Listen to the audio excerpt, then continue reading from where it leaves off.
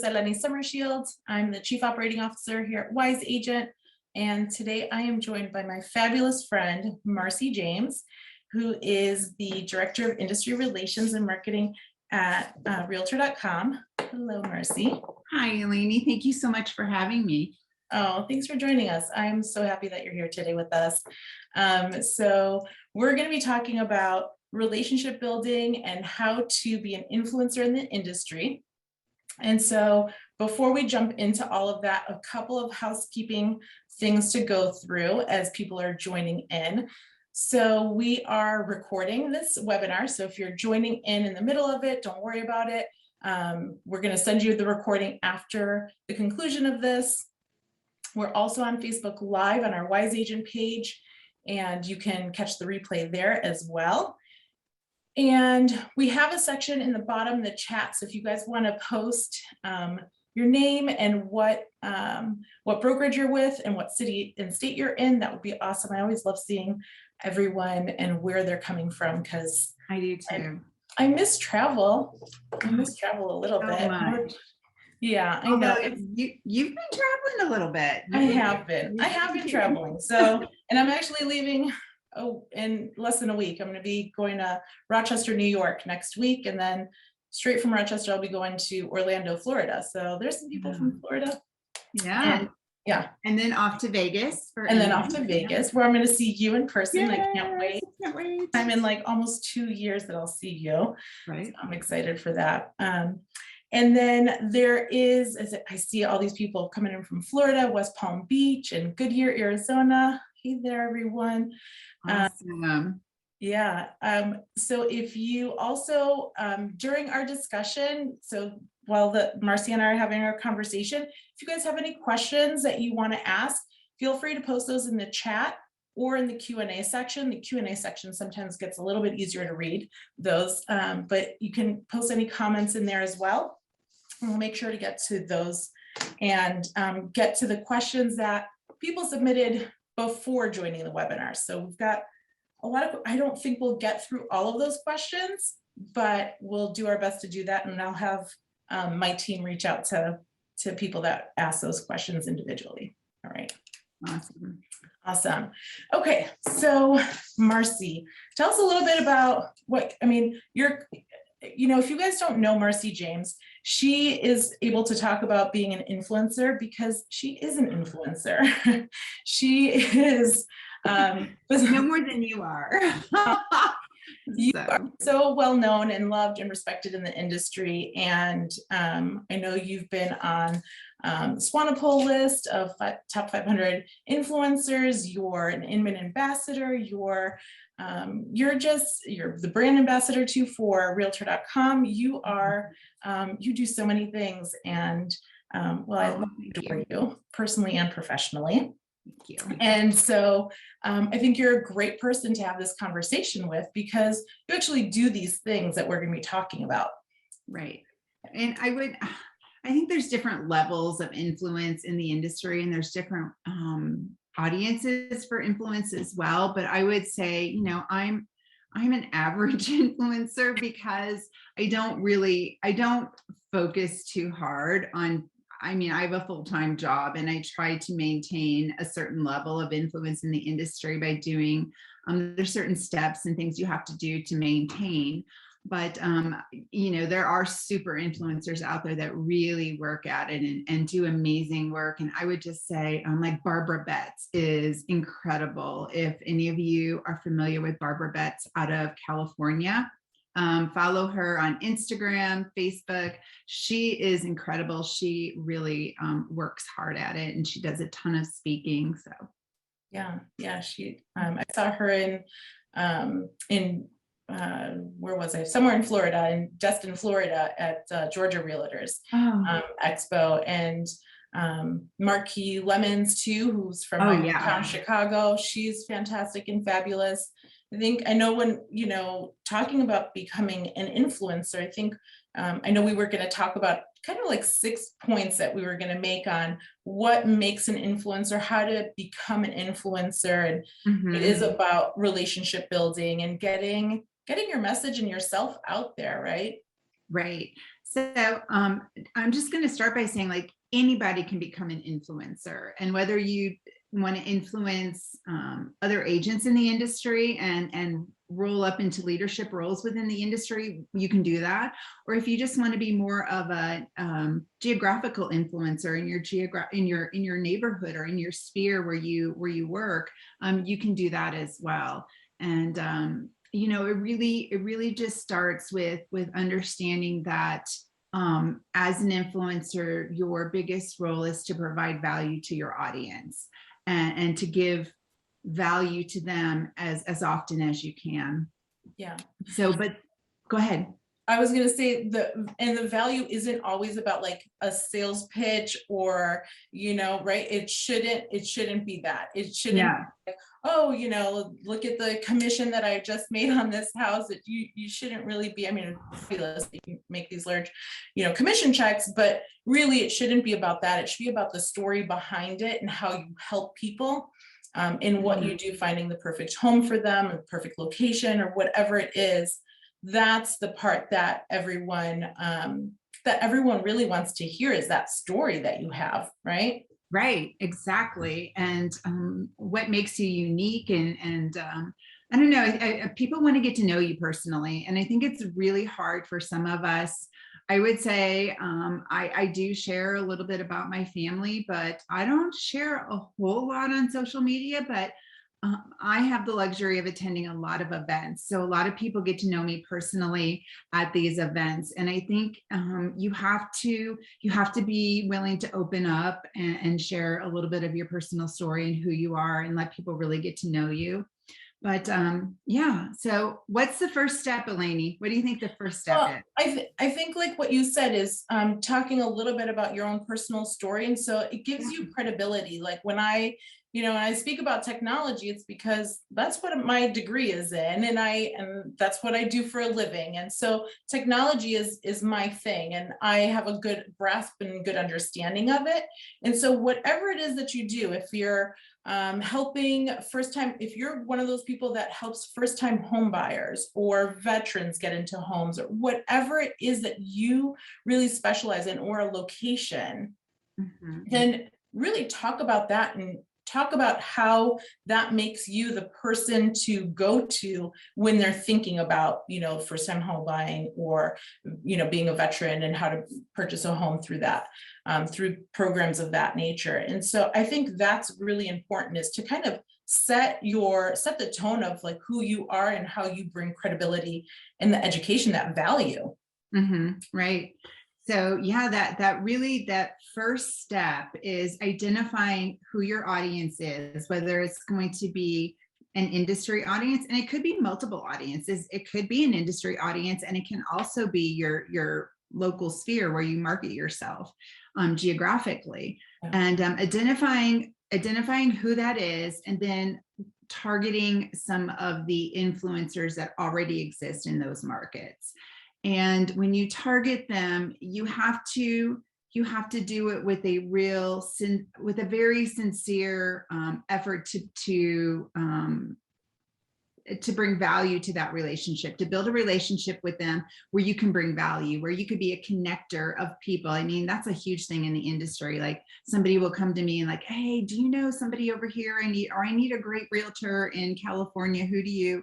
I mean, just being a people connector is really important. But going out there and identifying who it is that you want to really target, and then Yeah, I mean, and building that relationship, and that takes, it does take some time, and it definitely takes effort, but I think you get value even in that, not just in the relationships that you can build beyond that, influencer, but the relationship that you build with that person, it becomes real, and there's a real friendship behind that. And that in and of itself is a beautiful thing when you're, building relationships with people. It doesn't always have to be about business, because sometimes our lives kind of intermix with, business and non-business related things and personal things. Well, and I think that's the magic to building a truly deeper relationship, is when it's not about business, when you're just connecting on more personal things. And Yeah, I love that. And I love to tell the story, Eleni, about Eleni and I met at, well, Bernice Ross is responsible. And we were both attending one of her events, one of her Awesome Females in Real Estate events. And I had flown in a little bit early, and Bernice was going to lunch with Eleni, who lives, the event always takes place in Fountain Hills, where Eleni lives. So so I decided to join them for lunch. And in my mind, I'm like, oh gosh, she's not going to like me because she's the COO of Wise Agent, which is a CRM. And I work for realtor.com, which at the time owned Top Producer, which is a CRM. And she's going to think I'm like, anyway. A competitor. Yes, we just hit it off. And we had so much fun. And I was drinking a certain type of wine at lunch. And one of the most interesting things is like, this is how you go beyond, above and beyond. The next time, and not just at lunch, throughout the event, I think I was favoring this certain type of wine. And the next time Eleni and I saw each other at an event, she had a bottle of wine for me, that same brand of wine that I had been drinking. And I was like, oh my gosh, how did you remember that? And she's like, it's in my CRM.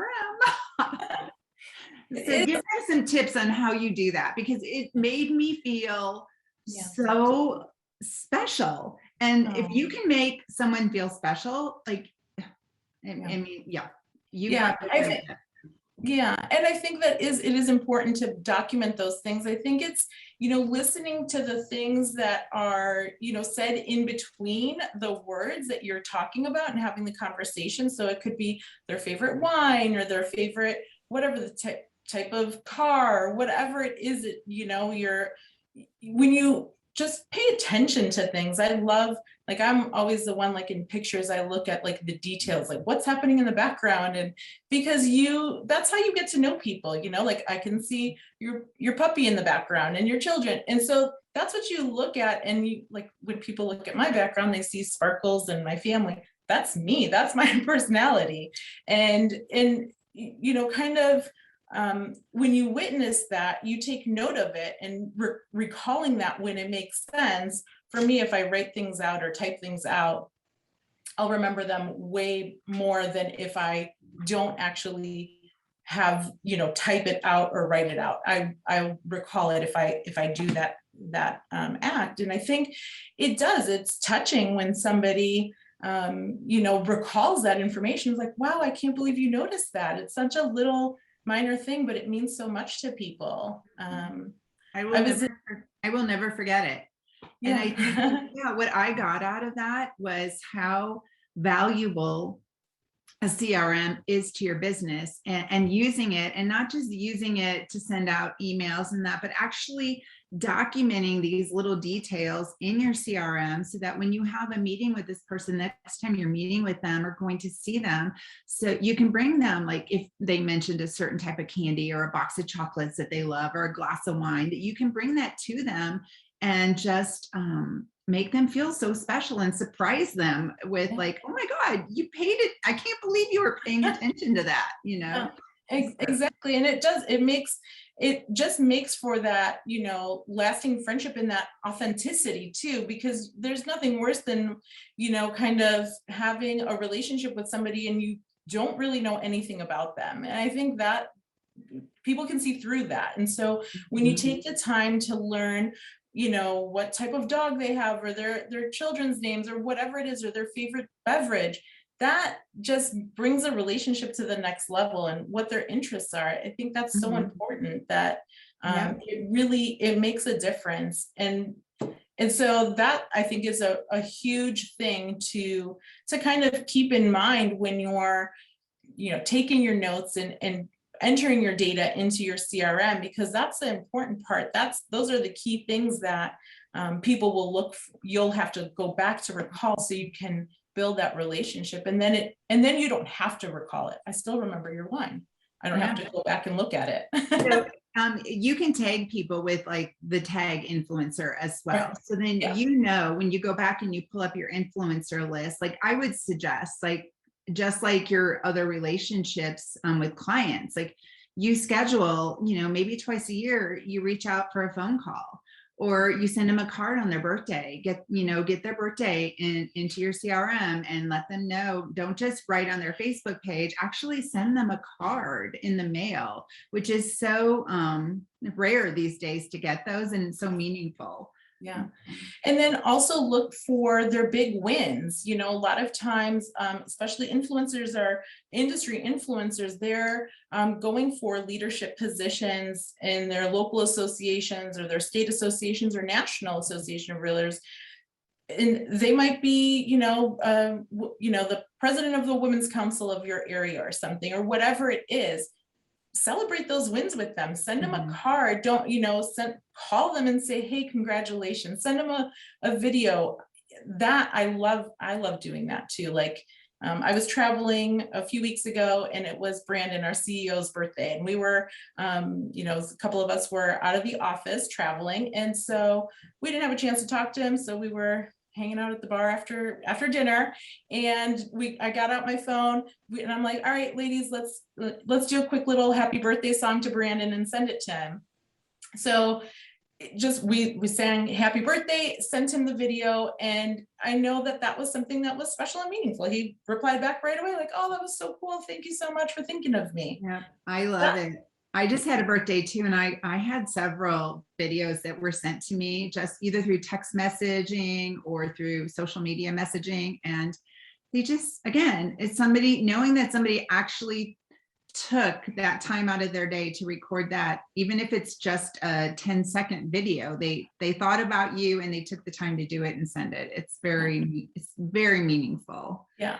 And I think that's a great way. I mean, you can definitely do that within Wise Agent, go through and, do a happy birthday message and, and send that out through the CRM and have that go out as a text message.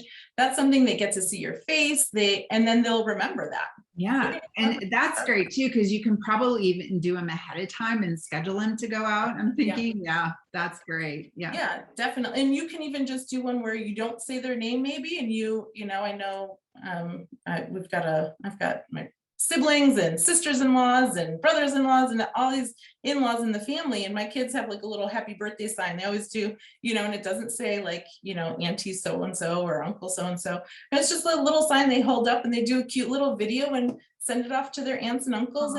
And you can repurpose it and reuse some of those videos. It doesn't always have to be, because there can be a lot of people in your database that you're reaching out to, and it can kind of overtake some of your time. So you can take a little bit of shortcuts here and there, but definitely when it's those people that you're trying to either set an influence over or maybe attach yourself to them because they are an influencer and you want to get maybe to that next level with them, is doing that personal message is always important. Yeah. And it can sound like it really is so hard to have this conversation without sounding like, you're trying to use other people to climb the ladder, and that's not what it's about. And the people that do that, honestly, they're sniffed out very quickly. Like people know, like no influencer minds you attaching yourself if you're bringing true value and sincerity to the relationship, and that's the secret. No one minds that.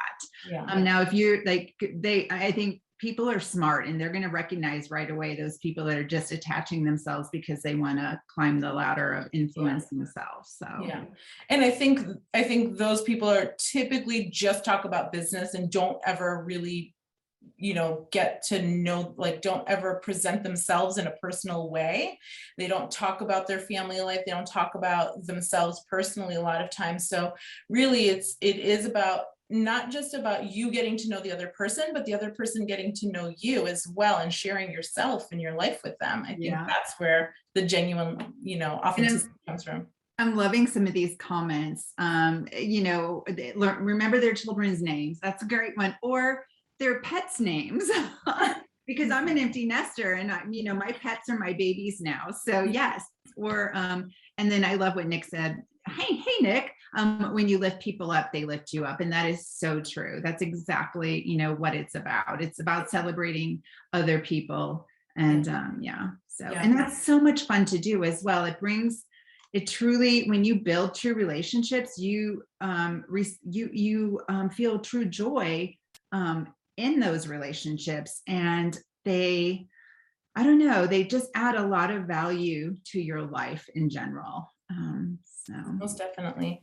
And so, Marci, I know like there's some places that really, if you want to become an influencer, there's some places that you should be kind of living in, right? In your right. social media. So I know you and I both kind of shy away sometimes from posting a lot of personal things on social media. And I think that's why you and I connect so well together, because I know I struggle with that sometimes, is putting myself out there. But it is important to put yourself out there on social media if you want to be an influencer for the masses to get to know you, right? Yeah. And that's actually the next step that we were going to talk about with social, because and there's lots of different ways to have influence on social. And I don't want anybody on this call to feel like you have to be crazy creative and be creating all sorts of content for social media in order to grow influence, because you don't. And I don't, and I never have.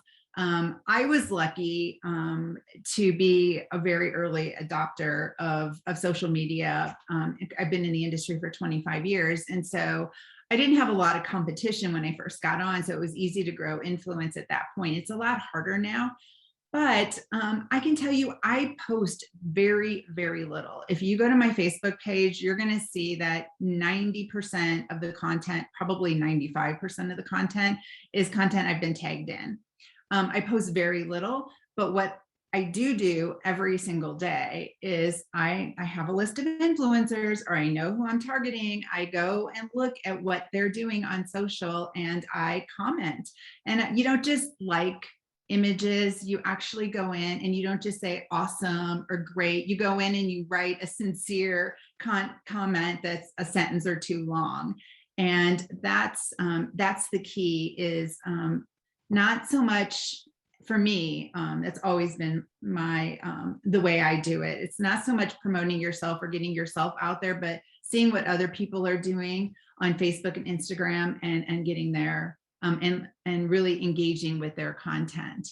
So. Yeah, that engagement is how you build that relationship. I mean, if you really don't talk to them on, if you don't see them, if they don't live in your area and you don't see them frequently enough, social has been really a great way of connecting people from far and far, where you could come together and kind of engage with that post and write something out thoughtful, and have them, give them a reason. Because like what you said, like, don't just say awesome, because then it's like, well, what do they say back? Thanks for saying that I'm awesome.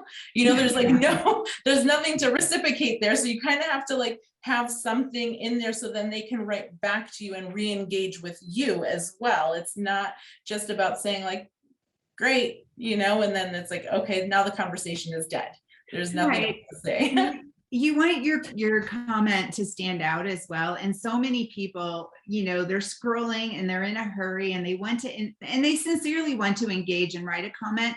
But a lot of people, it'll be really short, or they'll just like it and move on, because they're trying to get to a lot of people in a short amount of time.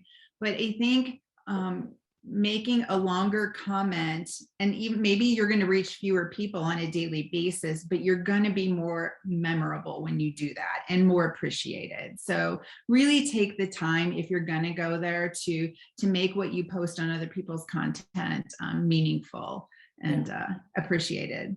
Yeah. And Chad is already on it. That's what he's going to put into use immediately. So right on, Chad. I agree with that statement as well, because you want it to be memorable. You want to stick out and have that engagement. I think that's perfect.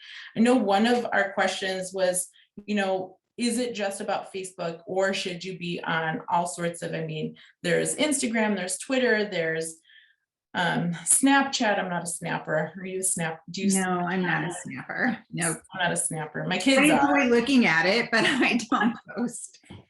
I don't even look at it. Honestly, I'm like, that's one technology. I'm like, I don't get it. I don't get the UI. Yeah, I haven't been on it in probably a year. In fact, I tried to get on it the other day and I couldn't remember my password and my username and password. So I'm like, I'm locked out. But in the beginning, I did go on quite a bit just to see how it was being used. Yeah. But I love this question because I think that you can be an influencer on any channel you choose. It just has to be one that, and the other thing is, don't try to spread yourself too thin. Don't try to say, I want to build influence on Instagram and Facebook and LinkedIn and Twitter and, stories and YouTube's. Like, it's impossible. You would spend all day, every day doing nothing but creating content. So pick your poison. I mean, pick the one that you really enjoy, and I would focus there. And if you start building a bigger audience there, then slowly start expanding out and doing a little bit more. But at some point, it's too overwhelming to try to build influence on too many channels. Yeah. And I think, I agree with that statement. It's go wherever your audience is. So if you have a major reach on Instagram, then stay there, build that, continue to build that and engage your audience there. Don't off on TikTok with, where you don't have anybody there when you have a big base in some other channel. So just go wherever your people are. And I would say too, when you're like, if you're trying to build industry influence within our industry, I think Facebook is probably the most important place to be. It's just where more of the conversations go on. There's a lot of incredible groups you can join and engage in.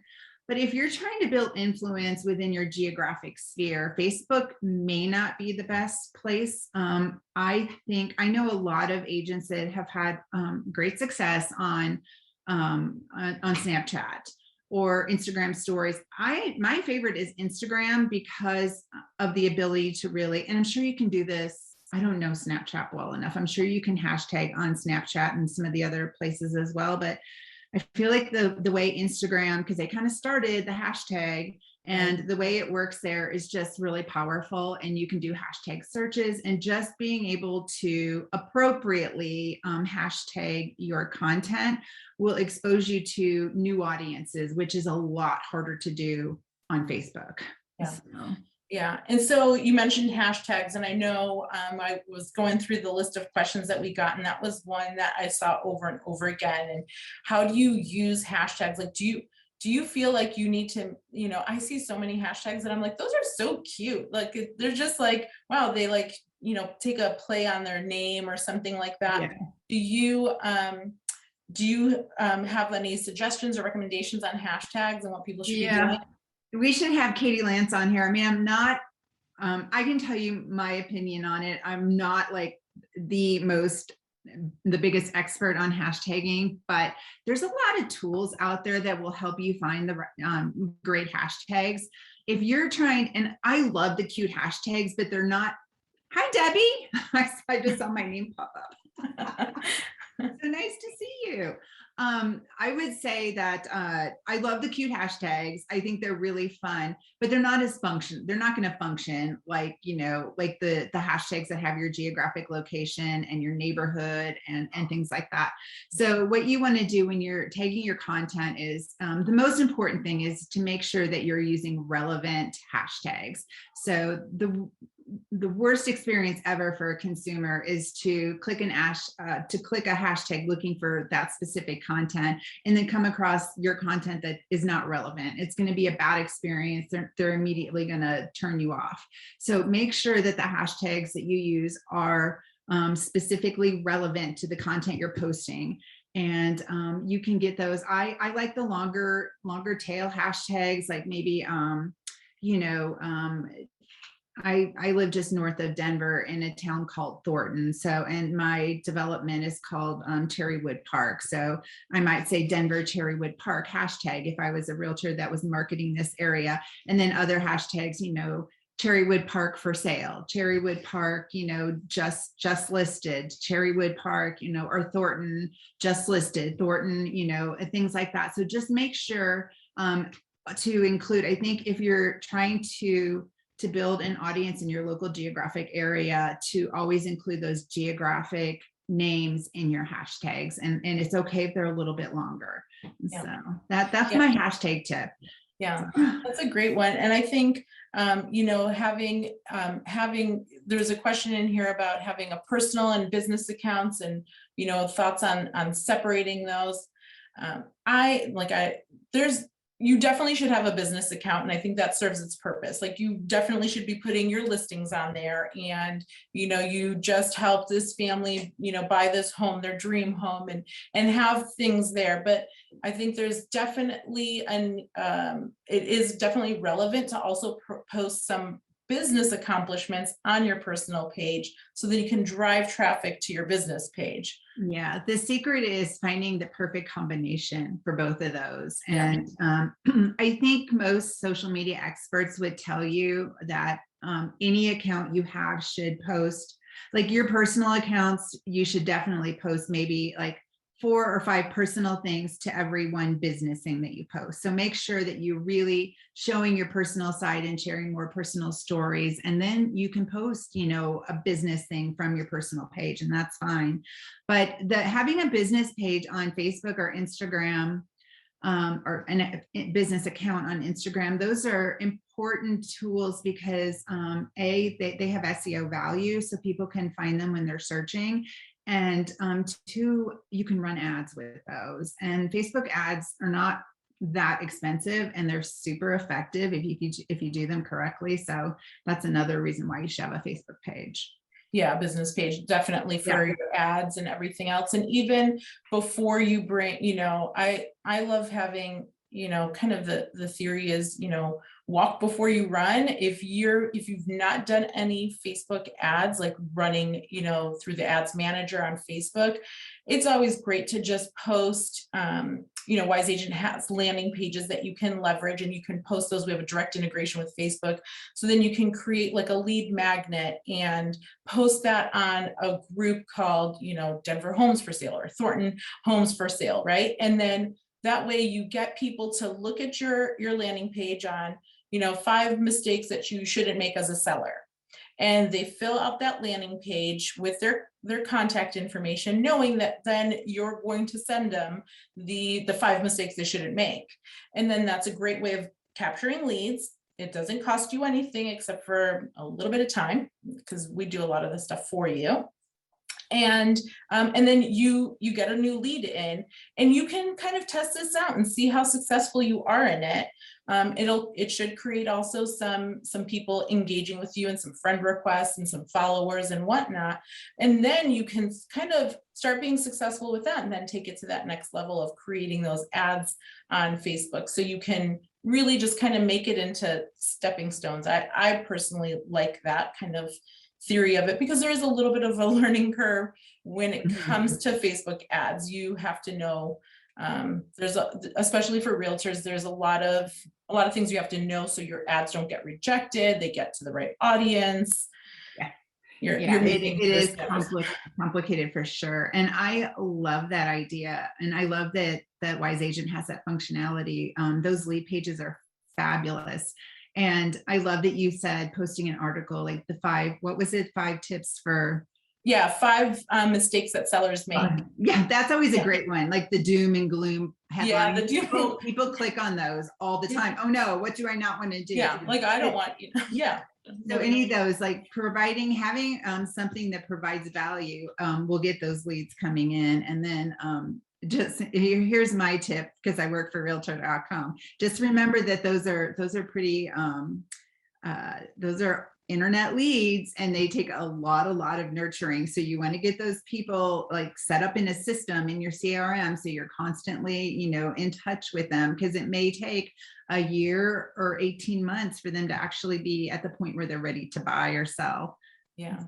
And what is it? It's, you should have at least 8 touches. So you really need to, and leveraging the technology, I'm going to go back to technology, what I know, leveraging the technology that will help you get all of that done in a short amount of time and with very little effort.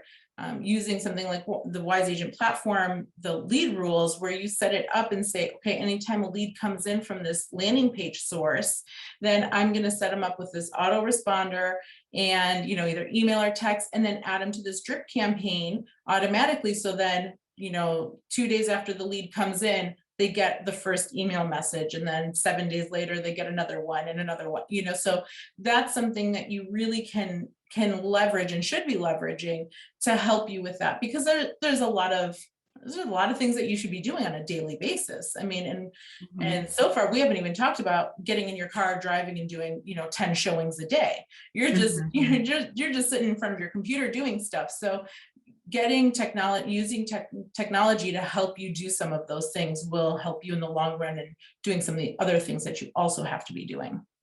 100%. Yeah. So I want to throw one tip out there. There's not a lot to say on it, but I feel like part of building influence is creating some thought leadership as well. And a great way to create thought leadership within the industry or within your sphere is to do blogging. And so having your own blog is great, but you can also blog on other people's blogs. So maybe there is, in your geographic area, maybe there's a really famous mommy blogger out there, or a fashion blogger, and reach out and say, hey, I'd love to do an article for you on how to find a great family home, something like that for the mommy blogger. And if it's for the industry, like realtor.com has a guest blog, and there's gazillions of them. Inman invites guest bloggers all the time. So think about writing content and getting it out there on blogs. And that's a great way to become more of a thought leader within your sphere as well. Yeah, that's a great tip. That is a great tip. I love it. And I know there's a couple of questions being asked about if the session is being recorded. It is. So you're going to get this after we're all done and everything has been said and done here. So make sure to keep an eye out on your inbox. So Marci, what I know, you talked about a little bit about leadership and writing a blog on this, but it's also about leadership and, going after maybe some of the speaking events that you can, going after leadership in your associations. Can you talk a little bit about that and maybe some of the tips that you have for being an influencer?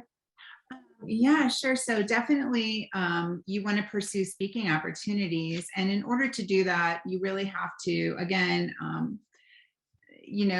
either be super successful in a certain area of real estate where like you're killing it with the leads, or you're building this incredible team. And so those are types of things that where there's always speaking opportunities. People want to hear your story on how you built this incredible team, or how you're converting these leads, and how you're doing what you do, the secrets to your success. But if there's other ways to get speaking opportunities as well. And I think it can be intimidating. I think a great way to start is panels. So again, building that influence and reaching out to people that typically are on panels or leading and moderating those panel sessions, and saying, hey, Sarah, next time you're doing a panel on social media or a panel on lead conversion, I would love to be in your panel. And those are great ways just to get started.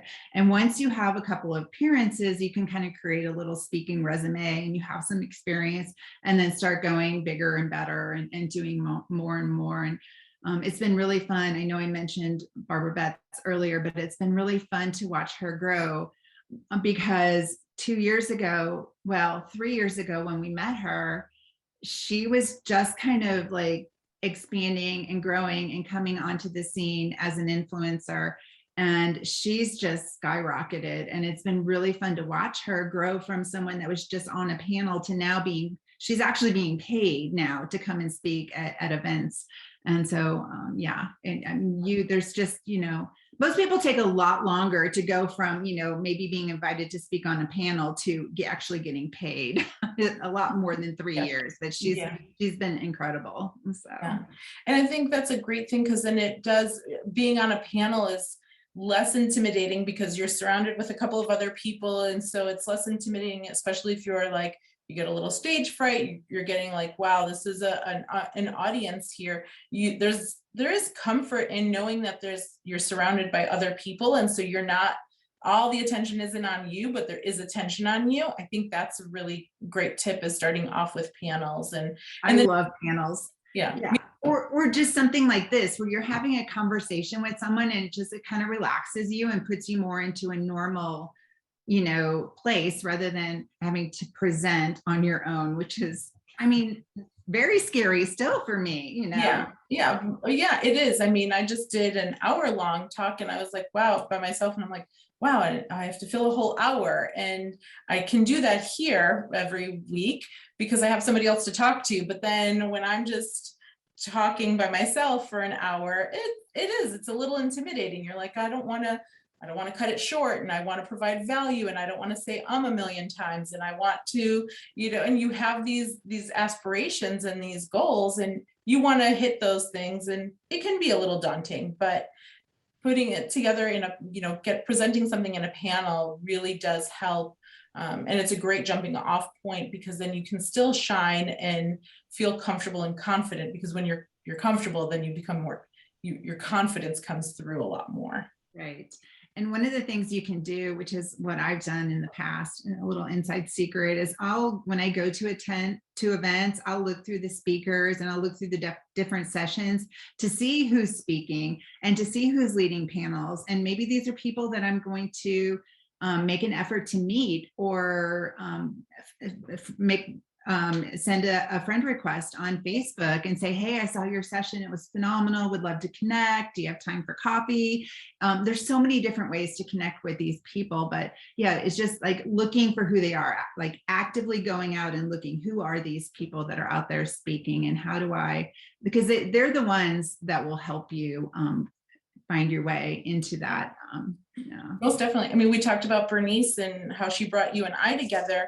That was, I think I was at Inman, I don't know, 5-6 years ago. And I had seen Bernice on stage talking about technology and how to use it in your business.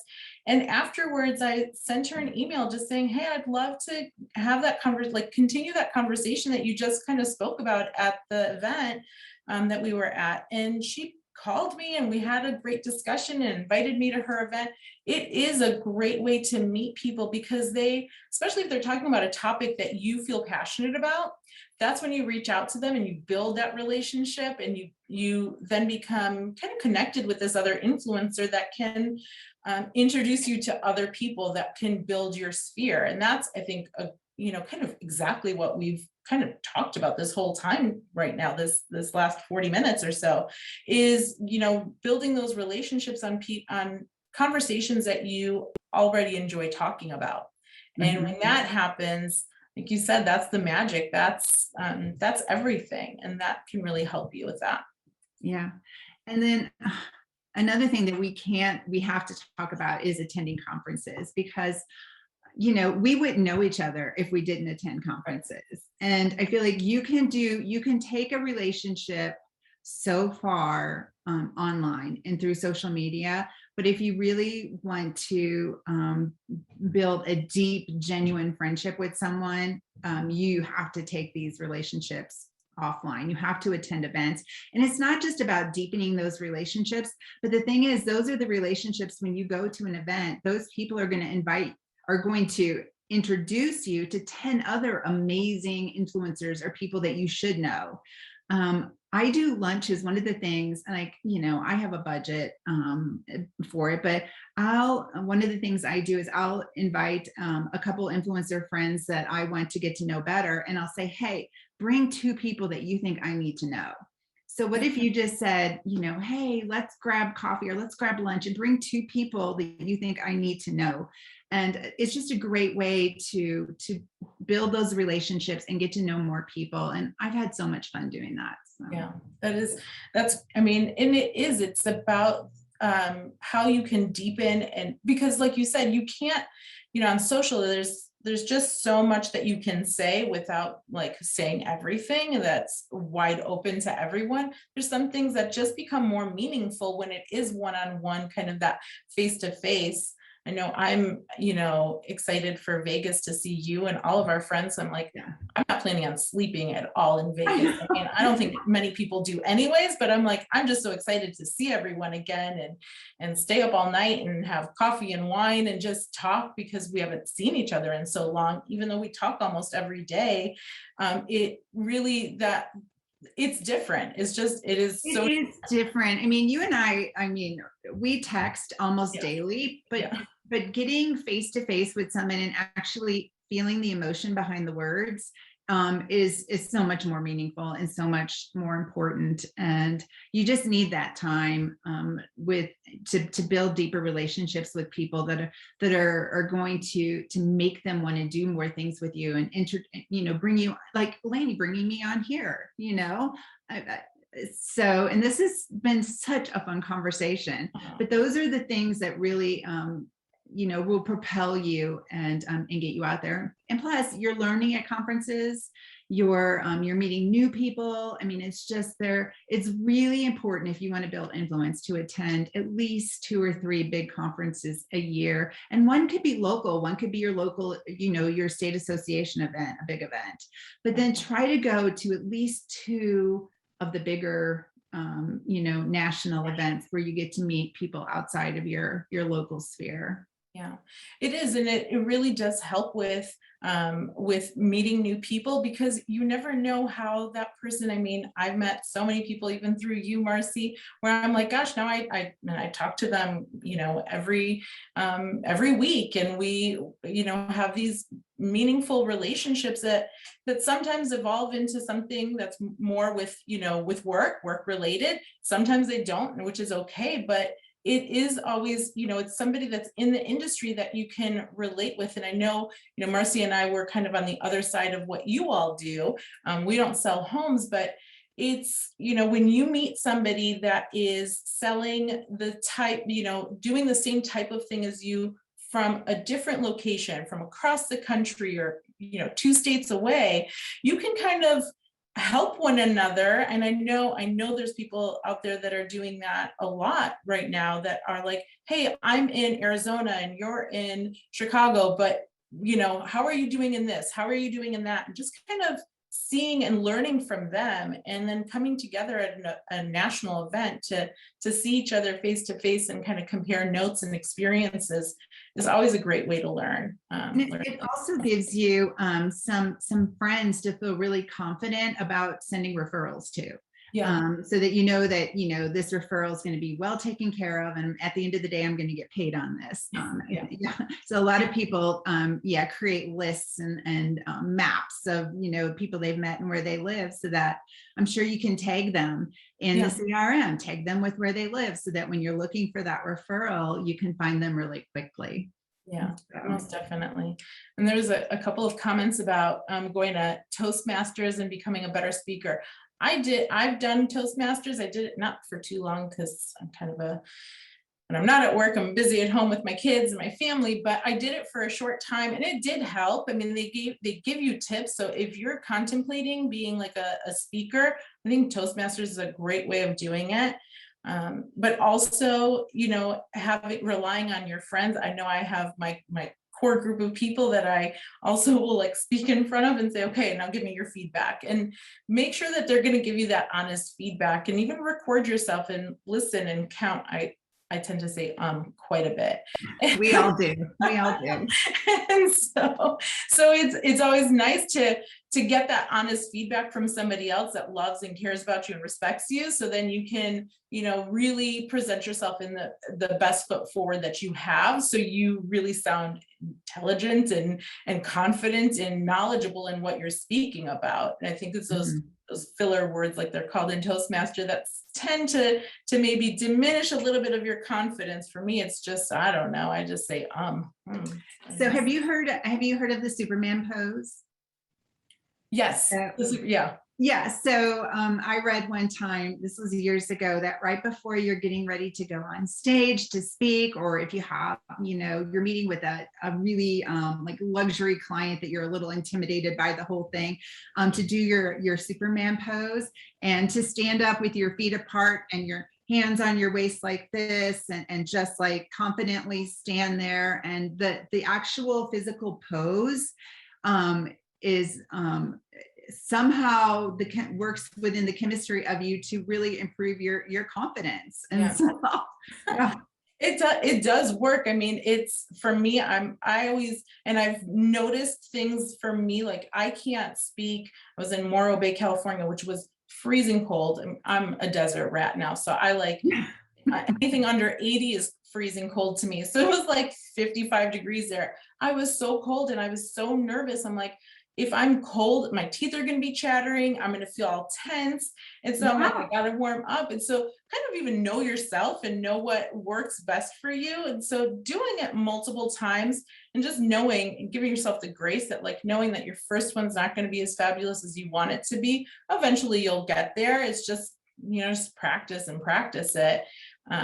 But giving yourself grace is always, it's just always something that's needed. Oh, 100%. We don't do enough. And to understand too, that everyone, like most of the people in the audience aren't brave enough to get up on stage and do it. And those that have complete empathy for any fear that you may have. And so, it's just understanding all of that. Yeah. And then the last thing we need to cover that I want to talk about is the importance of getting involved and in your local associations and really and NAR as well. I feel like a large percentage of the influencers that I know are very active in their associations or with NAR, and they are on committees, and they're out there, they don't just talk the talk, they're out there doing it and trying to make this industry a better industry and protecting the rights of realtors and doing what they think is best for the industry. So yeah, I think that's great because there's so many. I mean, it's your state associations and then national association, but then there's also other things. There's the National Association of Hispanic Realtors, right? There's the Realtists, and there's Women's Council, and all sorts of things that you can get involved in, whatever you're passionate.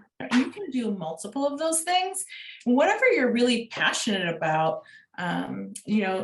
Someone's venturing the Chamber of Commerce, like be involved in even your local, like your Chamber of Commerce is a great one. Yeah, for geographic influence, those are great, fabulous ideas. Yeah. So getting involved is really, it does make a difference because then you're out there, fighting a good fight and for your peers. And that's something that then you become well known and respected when you're doing it and you're doing it right. People will want to get to know you at that point. And you're spending a lot of valuable time with other influencers that are doing the same thing that you're doing and that really, care about the same things you care about. Yeah. Realtor.com, we have it at Realtor.com. We have an ambassador program that I run, and we currently have 22 ambassadors. And I would say 20 of them all serve on committee or serve NAR in some way, shape, or form on a committee or regional VP. They're in some sort of leadership role within the National Association, and that's or WCR, which I consider YP and WCR are kind of part of NAR. So those leadership roles are included. But yeah, I think it's just really important to give back as well.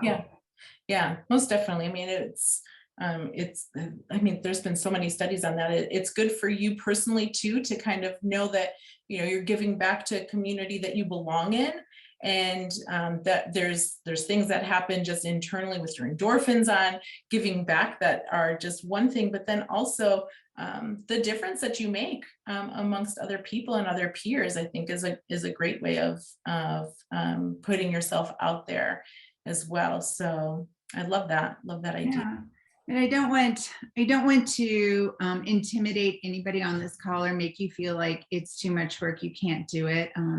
And it doesn't matter where your influence is, even if it's just among the ones you love, and finding something, I try to, I think there's a saying out there about it, but which I can't remember at the time, but if you can do something each and every day, something that will make someone else smile, then you've had a successful day and you've built influence with that one person. So yeah, absolutely. That is so true. I love that sentiment, because that is, that's what you want, that ultimate feeling of having people coming to you and choosing you because they like you. And in business, people will do business with you multiple times if they like you and they trust you, and they build that relationship with you. So that's something that really can go really far. So I love that. And the CRM is so important because those clients that you built that relationship with, you build a really strong relationship when you're actively working with them. And then if you don't continue, and like if you go 2-3 years without really staying in contact, they're going to start forgetting about you. Yeah. And so you have to keep the momentum going. You have to stay in contact with them, and so that you stay front of mind with them and you keep that relationship, because you're not going to see them at industry events, or most likely. And so how do you stay in contact? You have to leverage that CRM to do it. Yeah. And and it can be more than just even the social media. It could be the phone calls and keeping notes and reaching out to them for, any of their big moments in life, their birth dates and special occasions that they've gone through.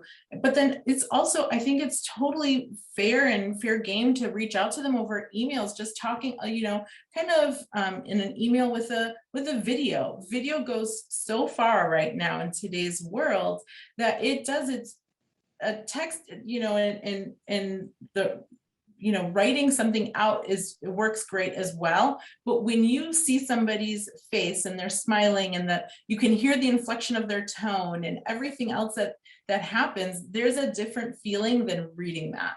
And so I would say, using video and leveraging that in your business, and even in trying to gain influence, is a huge thing, because you want people, so going on Facebook Live and talking about the experiences that you're having and what you're doing to make a difference in your neighborhood or in your location that you're at. I think that's a great, not just recorded videos, but also doing Facebook Lives. That's a good one that you should be definitely leveraging throughout your career as well. Well, Marci, we're almost out of time here. I want to say thank you so much for, I always love talking to you. And I think there was a comment earlier that someone said that they loved how our conversation was going. It's because we truly are friends. And so it's easy to just talk to your friend when, and we do talk about work stuff occasionally as well, but it is always easy to just talk to you. And I appreciate you coming on and sharing your knowledge with everyone here. So thank you so much. Oh my gosh. And it's such a pleasure. And I mean, I have to say, I did a session on influence at NAR like 3 years ago. And I had some of my notes from that, but Eleni and I did not literally 5 minutes, maybe 3 minutes before this started, we're like, okay, this is what we're going to do. We're going to talk about this and this and this.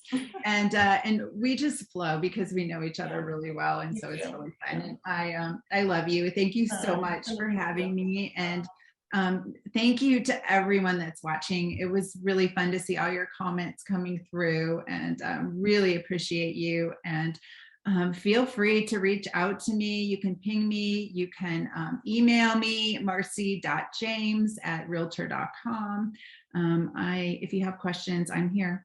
So yeah, that's awesome. Thank you so much, Marci. I really appreciate it. And I appreciate everyone that's tuned in today. I'm going to be, like I said, I'm going to be on the road. So if you're in Rochester, New York next week, I think Thursday, we're doing, I'm doing an event there. I'm going to be speaking there on CRMs and how to choose one.